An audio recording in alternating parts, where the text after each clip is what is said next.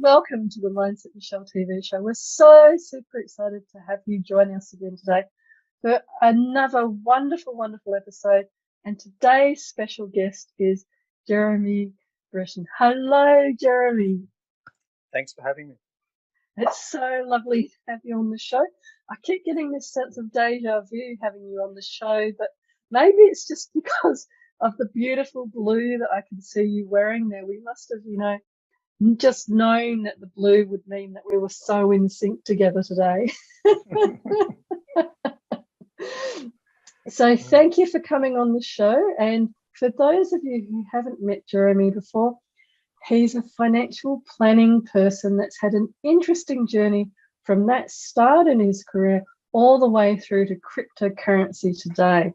But he started his first business in 1992. He sold a $5,000 startup business for 6 figures, and he's done many, many other things along the journey, from financial planning to doing meditation and that sort of more mindful sort of stuff, and now kind of bringing it together in his version and in his world in this cryptocurrency space.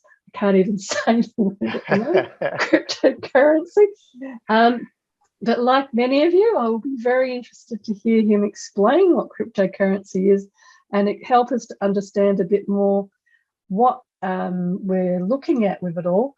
So, Jeremy, do you want to say hello and explain to people a little bit more about how you came to be doing what you're doing today? Well, first, I just want to explain to people, I did start in financial planning 30 years ago, 1992.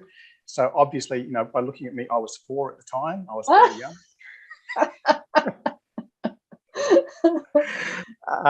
It was basically, it was my first job. I dropped out of uni to start a business. Well, when I say it was my first job was flipping burgers at McDonald's, as most kids did when they were sort of 14 or 15 in this country. But my background is like I was the child of 2 employees. I was one of 6 children, and for most of my upbringing there was only one income because there were so many children. So we didn't have a lot of money growing up, and the mindset that was instilled in me was the more hours you work, the more money that you get. And that was true for employees who are teachers. And, my parents were both teachers. And of course, when I went to school, I was taught by employees. I wasn't taught by entrepreneurs. So, and working my first job at McDonald's, you work 3 hours, you get more money than if you work 2 hours. So I always had this mindset of time is money. And the harder I work and the longer I work, the more money I get. And it was only through an accidental meeting of my rich dad mentor when I was 19 that I actually got to find out about business and entrepreneurialism. See, I'm having trouble with that one. And learning that you add value.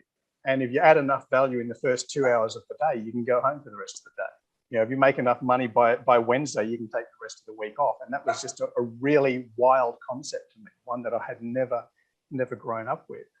And for someone who's been raised by employees and taught by employees, it's like going into another planet or to another country. The cultures and the customs here are totally different. I don't understand it. I don't fit in. I better learn really fast. So it was an interesting wake-up call for me as a young fella. But yeah, I started that first business. Of course, I was clever at school because my parents were school teachers, but I didn't know enough about business. I didn't know enough about the real world and that sort of stuff. So my first business failed after 6 months. Then I went back and started waiting tables and saving up money again, and started another business when I was 22, and because I'd learned from my mistakes.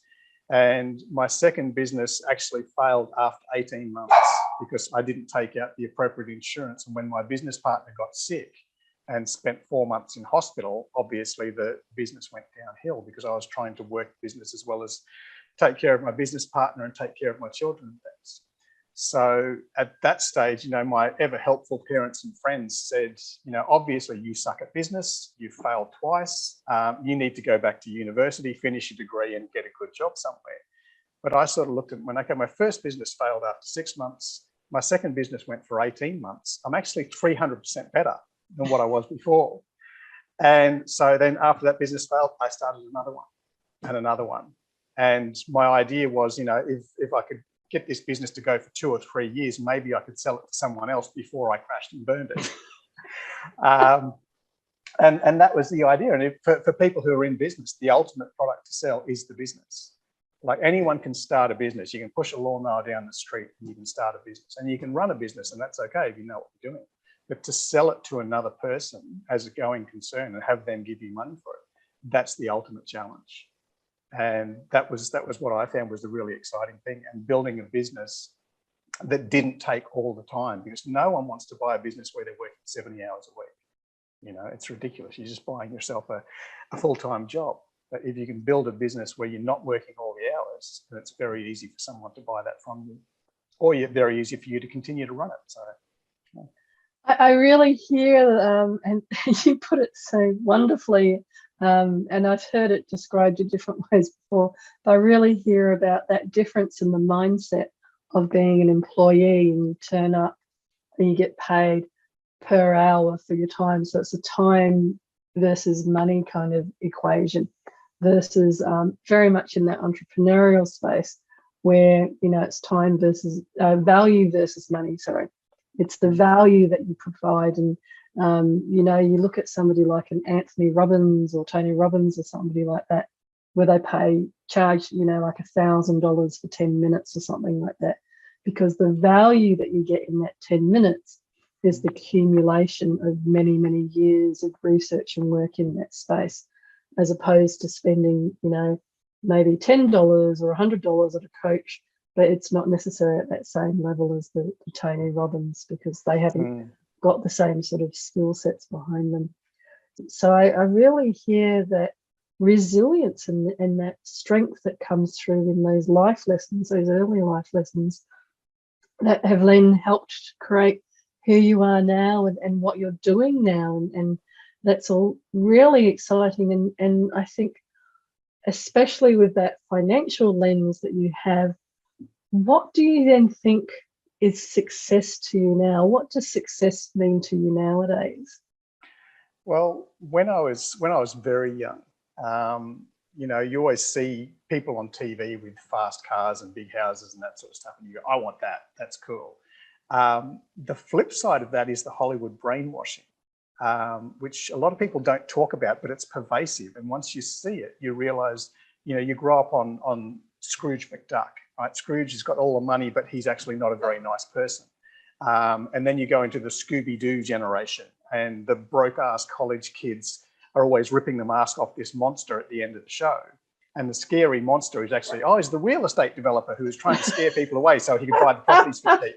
And the rich guy is a bastard, And then you go into other movies when you grow up a little bit, you get to watch Die Hard and, Lethal Weapon and all this sort of stuff. And the rich person is always a ratbag. And it's always up to the broke-ass, broken-down cop to sort of, get them on the right track.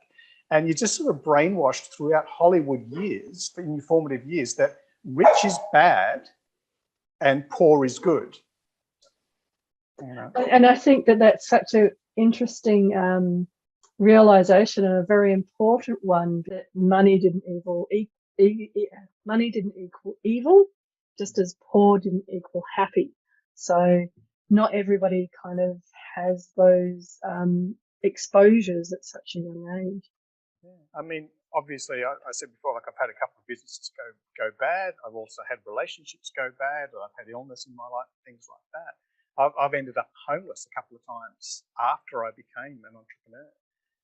So I've been rich and I've been poor and I've been homeless in between things. And, it changes you as a person, but it's more fun to have a great mindset and have money.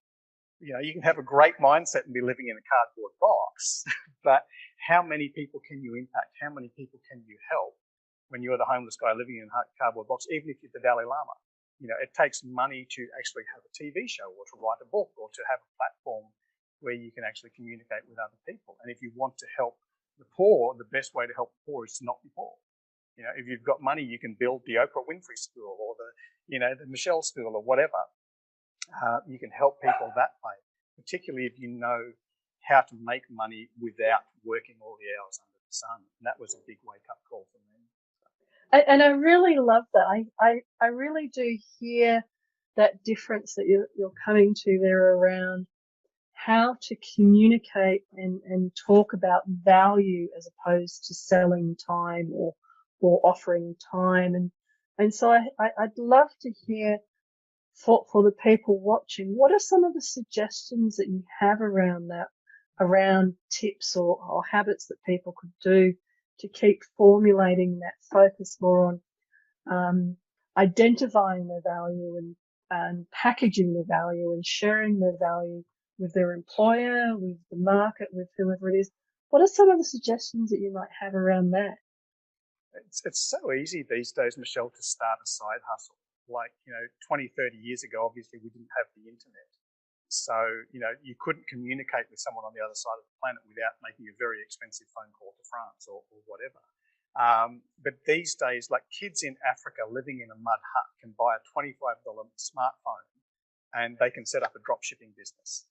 So, and that's one of those businesses that will literally make you money while you sleep. So things are so much easier nowadays. Like when I wrote my first book, it was literally paying them to set up the big printing press and crank the handle and make the books come out the other end. And nowadays you write an ebook and you publish it on Amazon, and there's literally not very much cost involved at all. I have to pay thousands and thousands of dollars for the equipment. And even putting out like CDs and things like that. I put out CDs and DVDs back in the day. But you had to have them printed and packaged and that sort of stuff. And now it's just download on the internet. So looking at the technology that's available where you and I can talk, and it doesn't matter whether you're in Spain or Amsterdam or whatever, and having customers all around the world, it's amazing how you can start a side hustle and literally be selling internationally. Whatever you love to do, whatever your hobby is, there's someone out there in the world who's getting paid to do that. Like my daughter used to love riding horses, right? And that was an expensive hobby. But there's someone out there who's actually paid to ride a horse around the paddock. Same as there's, I like walking the dog, but there's some people out there who are too busy and they pay someone to walk the dogs. So whatever you like to do in your spare time, there's someone getting paid for that. And if you can find out what they do and how they do it, you can literally launch an international business. And it doesn't cost very much at all. So start your side hustle, add some value. And the other thing is realizing the mindset. So I had to realize that I'd been brainwashed. I'd been brainwashed by my parents, and God love them. So just before we go on to that mindset and the side, I'm fascinated about this side hustle because as we know, the gig economy and the insecurity around work, it's something that I'm quite passionate about sharing with people, especially clients and if we're working in the career space, supporting people to understand that the security nowadays comes from them increasing their skills, looking at where the market's going and looking at the future of what they're passionate about doing, most importantly, but also then where their skills and what training they might need to be able to set themselves up for the future. So I think that this side hustle is something that is really very, very important. And I completely agree about the technology side of it. The fact that I can now do this TV show that goes out live globally twice a week, and soon to be 3 times a week next year. So each year that we're doing this, it's going to be, till eventually I will be like Oprah, and it'll be every day of the week. You can turn me on, you'll see me on TV or on the social media. But the technology to do that was only available to a limited few, maybe even 10 years ago. And so I really just wanted to pause and stress that now, because the same with the person in Africa that you were talking about. I saw somebody sharing some cooking tips about how to cook Ghanaian food the other day. I'd never eaten Ghanaian food. I don't know if I would eat goat and things like that, but it's not really my type of food. But I was thinking again exactly what we're talking about, that I can now see what typical Ghanaian food looks like and how it's prepared. And I'm sitting in Sydney in Australia.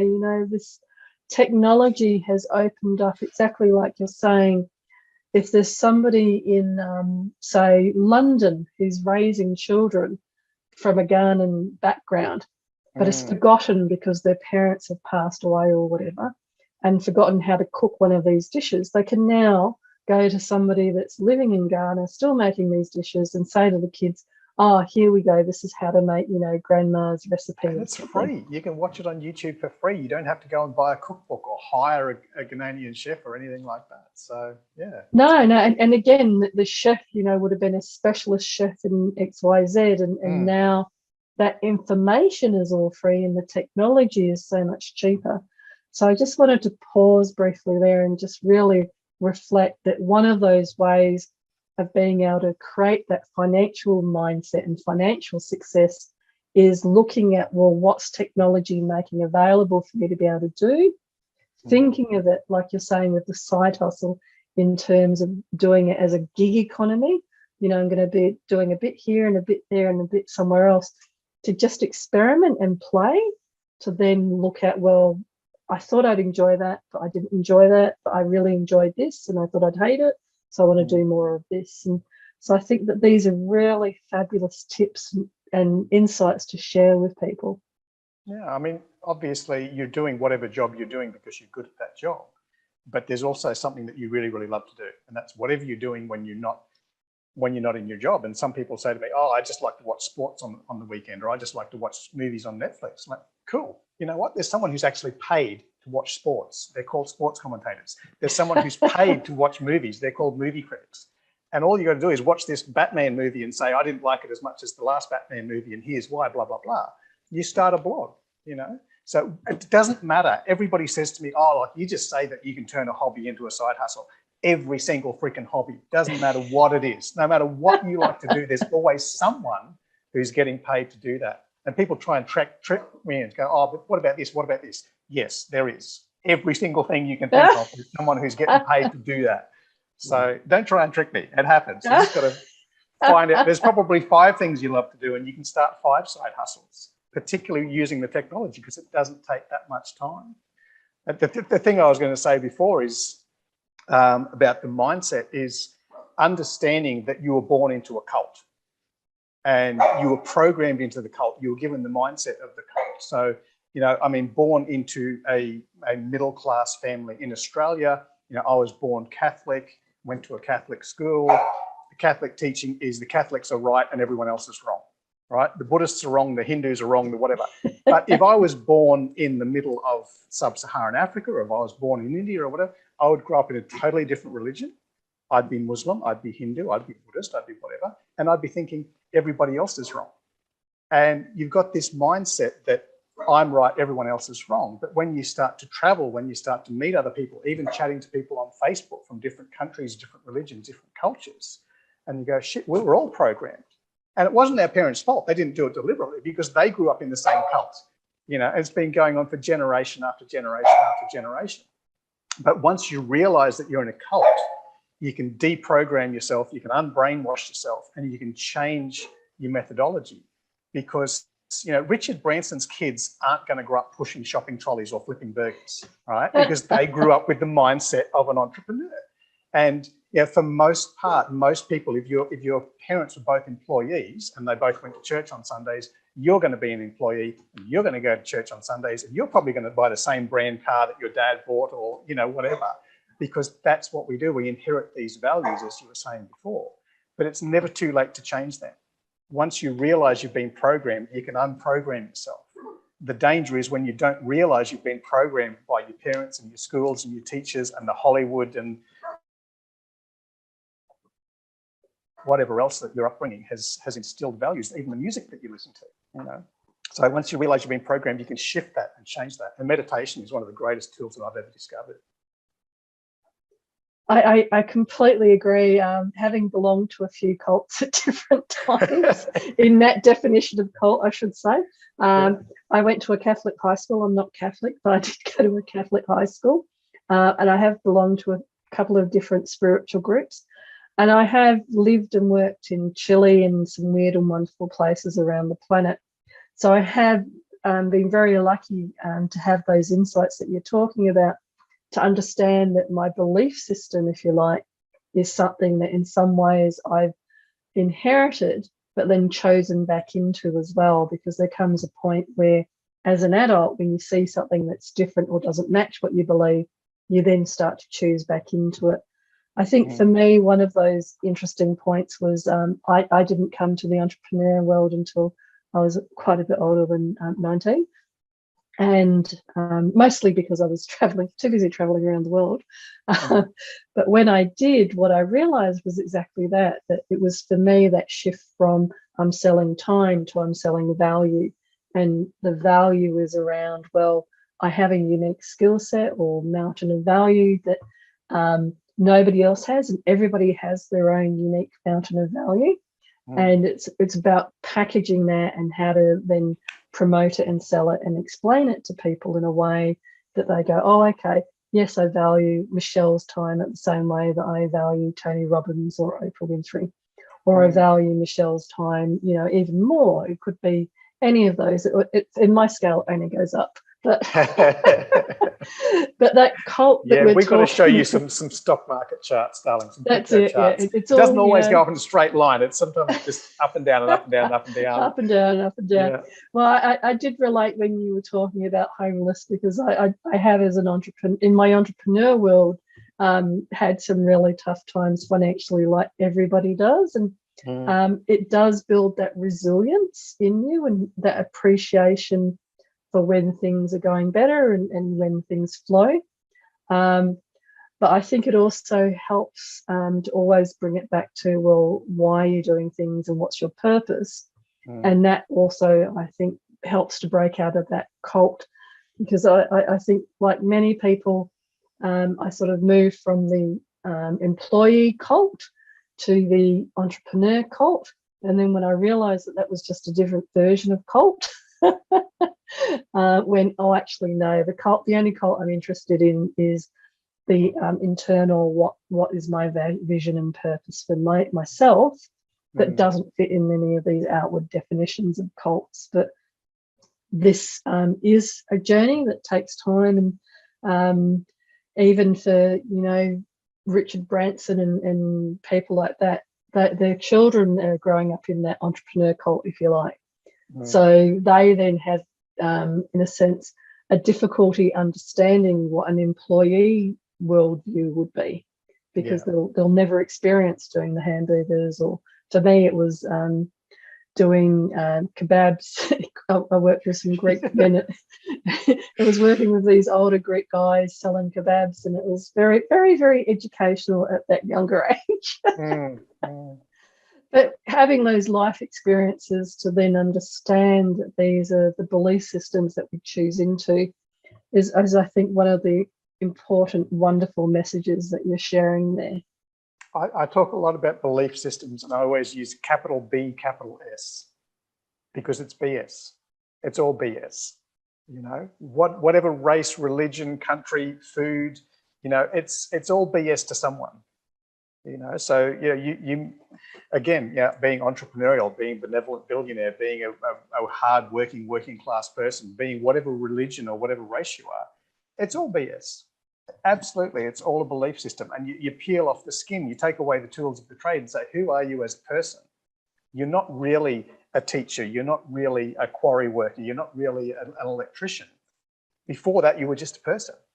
And at some stage, you had no concept of what color your skin was or what gender you were or anything like that. And going back to that root thing, and that's why I love meditation. I still meditate every day, because you go back to the root of who you really, really are. If you don't describe yourself as, a parent or a worker or a member of your extended family, or you don't describe yourself by your job, and that's people's most default. When they meet you, they ask you, what do you do?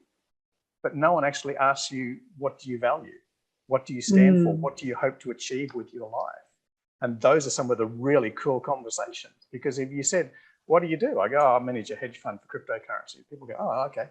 And that's the end of the conversation. If someone asks me, what do I stand for? I say, I stand for abundance through education. And because I had to relearn after 12 years of school, I had to relearn what abundance really was. And it's not just money, it's having great health and great relationships and balance in your life, and taking the time off to go to the movies or the opera or the, whatever, the ballet, whatever you like to do. It's travel and meet other people. an abundance of time to enjoy those activities. But that all comes from education. And sometimes it's an education of teaching someone how to make a week's wage in an hour. Sometimes it's an education of destroying their programming and getting back to the root of who they were before they thought they were someone else. And as I say, unbrainwashing the person. And that's what I've lived through my whole life. You know, when I was financial planning, I wrote the book so I could educate people how to understand the stock market so they could make it simple, so they could make money while they slept. And that's what I'm doing with cryptocurrency, teaching people how it works so they can make money while they sleep. And then during their daylight hours, they can do the things they love to do. It doesn't have to be what I enjoy. You know, I love meditation. I love hypnotherapy. I love talking to people. But maybe you like reading books and sitting in the corner and being quiet because you're an introvert. And that's the way you travel, is by reading all the books written by people who have already traveled.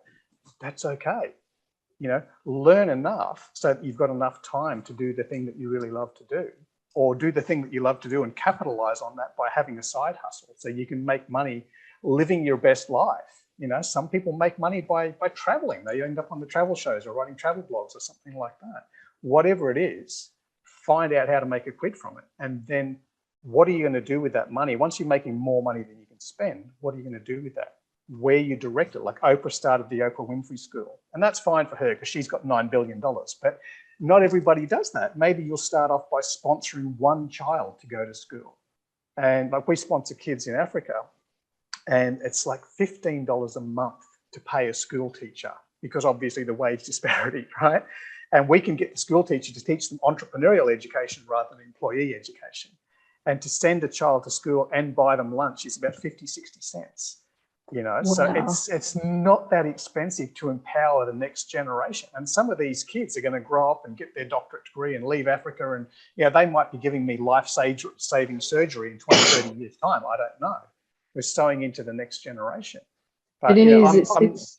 I'm not the Oprah Winfrey, but we've sponsored over 200,000 kids in Africa over the last 8 years, just little by little by little by little. Because once you make enough money and you fill your own needs, then you say, who else can I fill up? And maybe by giving them money if they need money, or maybe by giving them education if they need education, maybe giving them some of your time or some inspiration, mentoring somebody else, teaching someone else what you know. There's so many ways of giving back, and that's really the fun part. And that's really the you know, where the magic happens and where it comes back to the purpose. So once you've deconstructed the cult or the belief systems, then coming back to the purpose. And I think we could talk so much more about this, but we're coming to time. And so how can people get hold of you if they want to hear more? They can get a hold of me at bostontrading.co.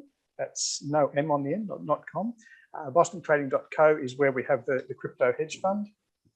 You'll find all the links to Twitters and Facebooks and things like that. And you can connect with me because obviously I've had 30 years in business and 30 years in financial planning. Been doing crypto for the last 6 years because crypto is only relatively new, but I do have a lot of experience in other areas. So if something that I've said about my past life resonates with you, feel free to have a chat about that as well. That's fabulous. And I love asking this question of people, but if you were to give some advice to your younger self, what might that advice be? Wow, I give this advice to everybody I meet, is learn to meditate. Really, once you strip away, you know, all the thoughts that are running through your head that have usually been programmed by other people who they do love you, they do want what's best for you, but they want you to do what they did. They want you to become part of their cult because they were very happy working in the railway for 50 years, or they were very happy working in the bank for 50 years, or, you know, being in a particular religion. So they love you, they want what's best for you. But if you meditate, clear your mind of all that stuff, and then you can actually have the still small voice, you know, that comes in and says, I really want to make ice cream. You know, I don't want to be what everybody else wants me to be. I really want to do this. And that's like you're listening to your heart rather than listening to your brain and your mind and everybody else's thoughts. So that's what I would say. Get clear, meditate, and then life changes abundantly in all areas. As I say, you know, money, relationships, health, everything. Once you get clear, listen to your heart, shut down the monkey mind, then life falls into place. It's amazing. Wow, and what a wonderful way to finish there. Hearing from somebody who's worked his whole career in finances, talking about connecting with your heart. It's a really wonderful way to hear that, such an important message from somebody that's been so successful in so many different ways, but understands that at the end of the day, it comes back to that connection to your heart. So thank you so very, very much for being on the show today, Jeremy. Thank you.